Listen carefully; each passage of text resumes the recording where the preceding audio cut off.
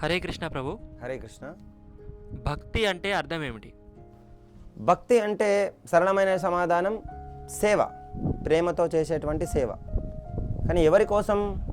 చూడండి, మనం ప్రేయసి ప్రేమికుని కోసం సేవ చేస్తూ ఉంటాడు, తల్లి పిల్లలకు సేవ చేస్తూ ఉంటుంది, భార్య భర్తకు సేవ చేస్తూ ఉంటాడు, భర్త భార్యకు సేవ చేస్తూ ఉంటారు. ఇది మంచిదే, మన యొక్క శరీర ధర్మాలు మనం చేస్తున్నాం.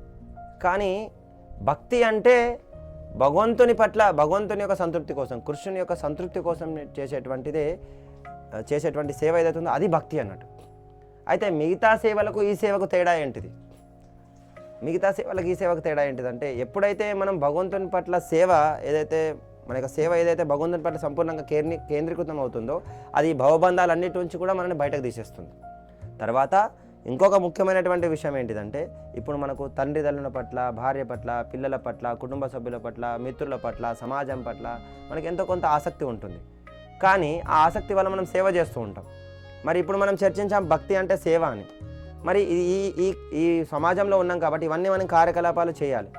మరి దీనికి భక్తికి ఎలా కనెక్ట్ అవుతుంది అంటే, దీనికి కూడా మనకు శాస్త్రంలో వివరించబడింది. ప్రామాణికమైనటువంటి గురువు యొక్క ఆ సాంగత్యం వల్ల ఆయన సూచనలు పాటించడం ద్వారా సాధ్యమవుతుంది. అది ఎలాగంటే, ఇప్పుడు ఒక కుటుంబంలో తల్లిదండ్రులు ఉంటారు, పిల్లలు ఉంటారు, అందరు ఉంటారు, కుటుంబ సభ్యులు అందరూ ఉంటారు. కానీ మీరు కుటుంబ యజమానిగా మీరు ఎలా ఆలోచించాలంటే, వీళ్ళందరినీ భగవంతుని యొక్క పాదాలు చేరుకునే విధంగా వీళ్ళందరికీ కృష్ణ భక్తిని ఎలా ఇవ్వాలి, నా సమాజంలో ఉన్నటువంటి నా మిత్రులకి, బంధువులకి, ఈ యొక్క ప్రపంచానికి ఏ విధంగా ఈ కృష్ణ భక్తిని అందివ్వాలి, ఇటువంటి చైతన్యంతో వాళ్ళని కేర్ తీసుకున్నట్లయితే వాళ్ళకు మీరు ఈ భక్తి లేకున్నా కూడా కేర్ తీసుకుంటారు, భక్తిలో లేకపోయినా కూడా లేకపోయినా కూడా మీరు కేర్ తీసుకుంటారు. కానీ అదేదో భగవత్ చైతన్యంతో వాళ్ళకి మీరు యొక్క సాంగత్యాన్ని ఇచ్చినట్లయితే, వాళ్ళ భక్తికి మీరు దోహదం చెందే విధంగా మీరు ప్రవర్తించినట్లయితే అది భౌతికమైనటువంటి బంధం కాదు, అది కూడా భక్తియే అవుతుంది అన్నట్టు. మేము ఇక్కడ కూర్మ గ్రామంలో అదే చేస్తున్నాం.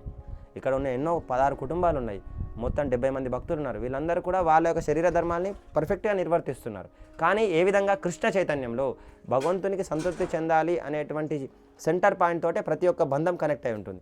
అప్పుడు ఎవరు కూడా అసంతృప్తి అనేటువంటి చెందడం జరగదు, అందరూ కూడా ఆనందంగానే ఉంటారు అన్నట్టు. హరే కృష్ణ.